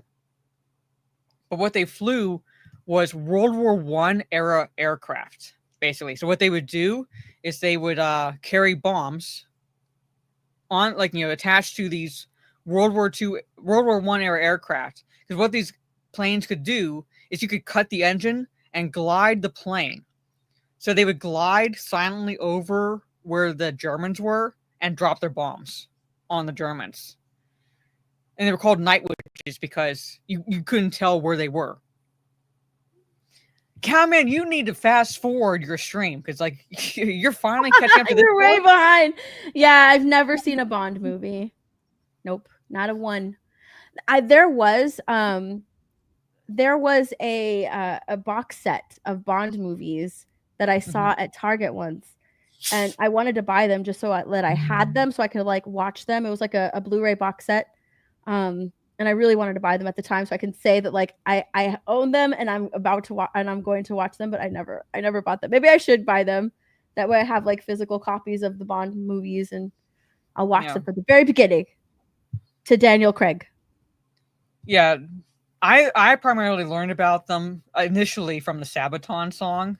Sabaton is a metal group, and not all their songs, but like, a good number of their songs, they are writing about like major historical events or like, groups, basically like the Night Witches.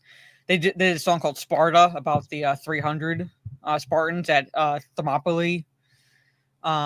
Shiroyama, which is about like the last stand of the samurai. Winged Hussars. So if you like metal, like, give Sabaton a try, like basically a listen. So yeah, but yeah, like she said that, and I was like, yeah, you lost me. You lost me there, especially like I said, it's like you watch Helen Mirren's early works, like she had no problem like sexualizing herself, like like playing sexual roles. So it's like, it's a little hypocritical of you to say that, just a tad. Okay, last article I have, or at least of like news that happened this week that I wanted to cover.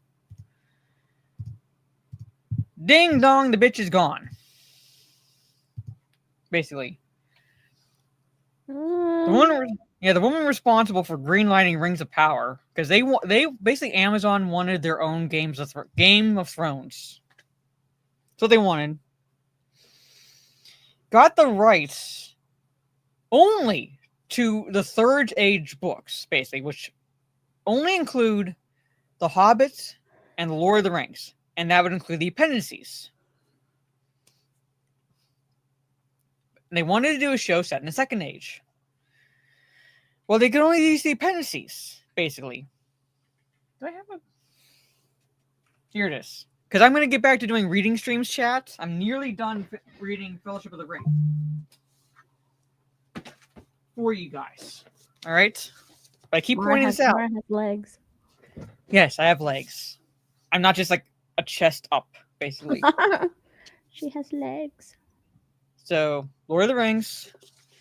And as part of the appendices that I always like to point out that they could have followed, never did. That's why it's so fucked, or one of the reasons why it's so fucked right now, is a timeline. There is an actual timeline of the Second Age. They would have to fill in the blanks, because it doesn't exactly cover everything.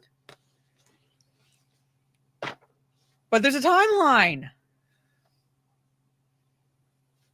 And they have things happening before, that should be happening earlier in the Second Age. They're happening later in the Second Age, and things happening that should be happening later in the Second Age that are happening before the One Ring is even created. It is already fucked.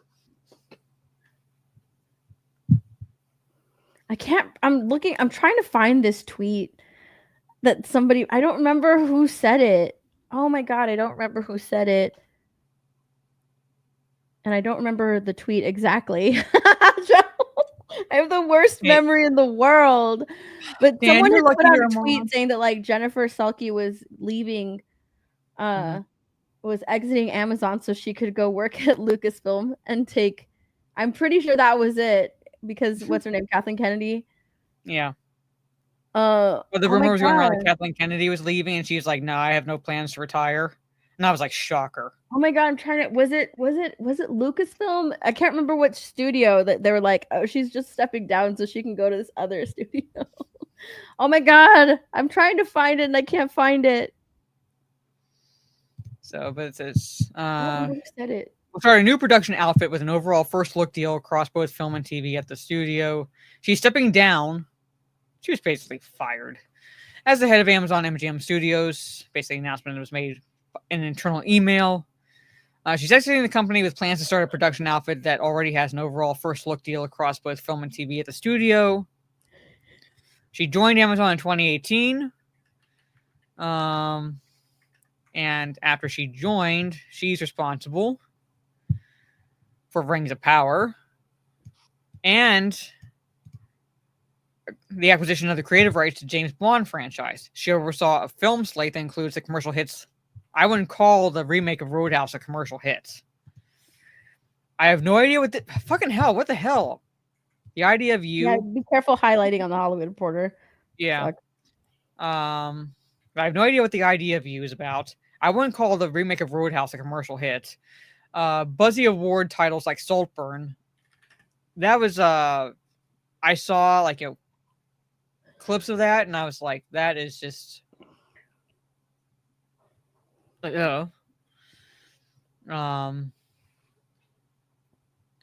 Amazon series made under Salky's tenure include Fallout and Reacher. Yeah, well, see, Amazon is a umbrella basically, and the studios basically there's different studios that's apart, make this stuff. And the only one of these two, I would say, would be outright success was Reacher. Fallout looks like it's going to go downhill in the second season. People will enjoy the first season, but from the first looks I've seen for season 2, people are not liking what they're seeing with the first look pictures. I can't find it.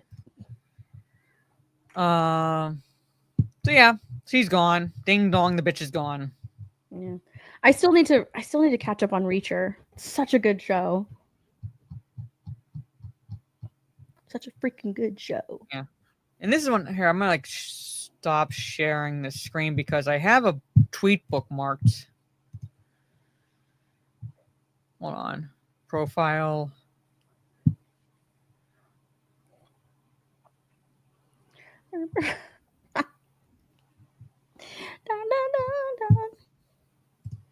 So I'm assuming this is a Hollywood Reporter article. I wish people, when they screenshot shit, would include a screenshot of the title so you could see where they're getting the screenshots from. I follow this account. I like nothing against this guy, basically. So he's another actual Lord of the Rings fan, basically. So he says that she was fired 6 days after this article dropped. Let's take the 367 million number as fact, basically. If we treat this the same way movie box office numbers are, then Rings of Power, which relies solely on generating subscriber revenue, hasn't even paid for 7 out of the 8 episodes from season 1. It's nowhere close to breaking even. So basically, yeah. So it says, since premiering 2 flagship fantasy series on Amazon Prime Video, as of the end of 2024, The Lord of the Rings of Power has generated $367 million in subscriber revenue for Prime. And Amazon shelled out $1 billion for the rights to The Lord of the Rings. So that is. How many seasons did they? Are they going to have? Far. Well, this. So how many did they pay for? How many are they? They paid for 5. However, they only greenlit 3. When I was researching the lead up to season 1, they only officially greenlit 3. They paid for 5, but they only greenlit 3. So that way, if say for example they decide to end it after season 3, they're not liable because they only officially greenlit 3 seasons, even though they paid for 5. Okay. So they can they're not going to renege on anything in the contract if they do that. How convenient of that, right? And they lost viewership from season 1 to season 2. They were losing viewership in season 1, from episode 1 to episode 8. It dropped drastically from season 1 to season 2 And they've officially announced that season 3 is going to happen. Now she's leaving, and people were speculating they're going to course correct. And I'm like, there's no way they can course correct at this point because the timeline is all over the place. They fucked with the timeline. They included characters that don't exist in Tolkien's lore. They've included events that, like, you know, the events are all over the place. They've changed characters. All right. The One Ring hasn't even been fucking created yet. The Rings of Power were created out of order because 16 are created by Anatar and Celebrimbor. Anatar is Sauron in disguise, and he helps Celebrimbor create 16 of the 19 Rings of Power. Celebrimbor, who at some point starts to not trust Anatar, decides to create 3 rings himself and give it to the elves for protection, basically. And then the One Ring is created, which reveals that Anatar is Sauron, basically, to sum everything up. And the show made it seem like they were specifically designed for the different races. So, like, conveniently designed 9 for the race of men, conveniently designed 7 for the race of dwarves. But that was just how they were divvied up in the lore. Like, they weren't specifically for the races. They were just given to certain races that Sauron thought he could control. And the humans were really the only ones he could control, the race of man, because he could control their hearts and everything. And when they died, they became the ring wraiths. Right. So yeah, that's it. That's how fucking simple it was, and they fucked it up. Are you looking forward to season 3? No, I'm not. I might just torture myself with that. It'll be exciting. You should watch it as a comedy. I can't even do that. I'm killing my liver each time I watch it. Yeah, like that's it. Like that is that's the very, very summed up account of the creation of the Rings of Power. But that's essentially how it is. No, they were like, but they create the 3 rings first for the elves, which would never work because Sauron never touched those rings, which is why he can't find them. Basically, which is why he doesn't know where they are. Celebrimbor did it himself, so they are pure. Essentially, they are pure. They are they do not have any taint from Sauron. Yes, I use that word, laugh. Basically, they do not have Sauron's taint. Laugh, chat. To them. But 16 do. Yes. That's why he can control, he couldn't really control the dwarves. He could manipulate their greed with the rings, but he couldn't control them. Race of Man, on the other hand, yeah, he could. But there's no way they can course correct. Elendil never had a daughter. He had 2 sons. They have Port of Gondor already established in Middle-earth before Gondor's even created. Like, how is that even fucking possible? Gondor doesn't even exist.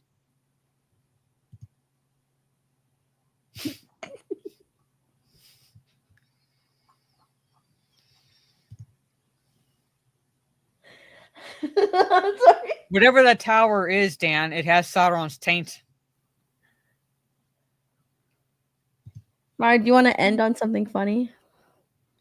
Well, we could. Do you want to do it after the Bloodlines trailer? I was going to play. Oh yeah. Let's watch. I was going to play that, and then we'll end on something funny. Okay. But yeah, I tend to rant about Rings of Power, chat. And I love it. This one here loves to poke the bear. I'm still going to get the Cammy cosplay from Street Fighter and wear that while I physically assault Blake in Australia. So, okay, I'm gonna play this through Bounding into Comics, chat. But if you haven't seen it, basically I've seen it. But just to give you, if you haven't seen the Bloodlines, Final Destination Bloodlines trailer, this is what we can expect. So, here it is. Something's got a hold on me. I gotta point something out because Nazmir noticed this. All right. I didn't quite notice it, and then he was like, "Wait!" He was like, "Wait a minute." go the fuck away. They're turning the volume up here, and that's the where like when you like fast forward through a song. That's not the volume thing, and they're acting as like that's a volume thing. Oh, and you noticed that, and you pointed out like now I can't unsee that.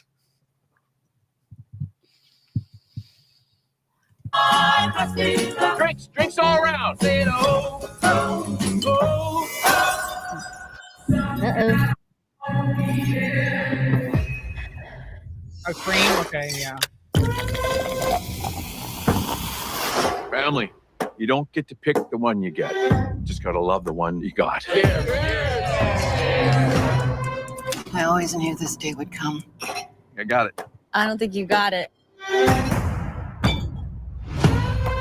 I held him off for years. Charlie, get up here.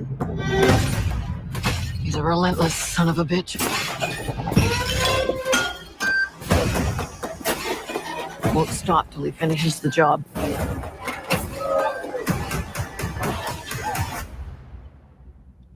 Death is coming for our family.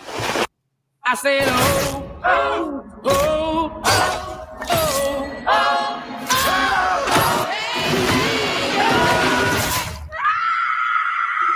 oh. Who comes up with like the domino stuff, the pieces that fall into place? I wonder like who comes up with that. Like, you know what I mean? Because everything is always just like a domino effect. Like I want to be the person that comes up with all the weird stuff that happens before someone dies. So that would be that would be an interesting. Like it's like let's take this scenario. What could be the possible lead up to like the actual death? We have, I know because they've done it. Shard of like glass in like the ice, basically. Then we have the rake or whatever underneath the trampoline and all. Like, yeah, because it's never anything that you think is going to happen, right? Like the ice being in the cup, you think someone's gonna like, I don't know, do something in their mouth. Cut their mouth or something. Yeah, cut their mouth, or it's gonna get stuck in their throat or something because they're gonna end up swallowing it or whatever. But it's never what you think it's going to be. And every single Final Destination movie has like a crazy like domino event that happen before the person actually dies. It's insane. I'm just trying to sound stupid. Oh, I had a premonition that started it all. I saw what death was about to do.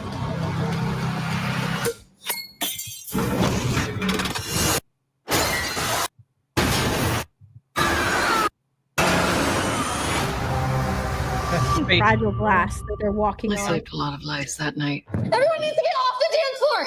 Lives that were never meant to be saved. But death doesn't like it when you mess with his plans. I say, I want to talk on the floor. This book, it will show you everything you need to know to keep our family safe. So yeah, like look, see there's the log truck. Yeah. Does it show the airplane? Yeah. There's the airplane. Oh, I didn't even notice that. Yeah. Wow. So it's like, so basically like, from what it looks like, at least she was tracking like all this shit happening. So it's somehow going to connect the first 5 movies into this one. Interesting. I should finish watching all of the Final Destination movies. Or just like watch them from the beginning, like back to back. That could be fun. I don't know if I'll have time to do that, but I need at least to watch the 4th and the 5th one. Because I remember the first 3 well enough, let's put it that way. Well, when does this movie come out? Well, we'll see at the end of the trailer. Okay. It all started with Grandma. Death is coming for us because we were never supposed to exist. What?